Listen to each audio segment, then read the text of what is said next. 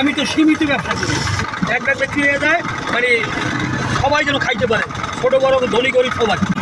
কি তো জানে না মুরগি মুরগি তো খাই না কি মুরগি তো হ্যাঁ গরু মুরগি না খেলে ওই পাশে গরু আছে, গরু খান কয় বাটি বিক্রি হয় প্রতিদিন? বুঝলি হ্যাঁ, ধরেন 200, 200, 250। আর যদি টাকার হার মারাইতাম তো ডাবল টাকা হয়ে যেত। তারা মনে করেন আপনারা কিন্তু ভাইরাল করে দেবো আজকে। 10 টাকা 20 টাকা হইলে 20 টাকা 30 টাকা হলে অনেক টাকা বাড়িয়ে যেত।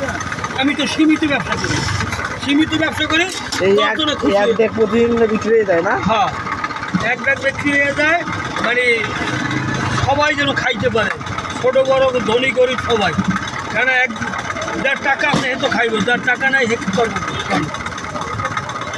এই জন্য তো সবাই যেন জায়গায় যায় তো 20 টাকা খাইবে, হ্যাঁ দিলাম, যে 10 টাকা খাইবে দিলাম, অসুবিধা কি?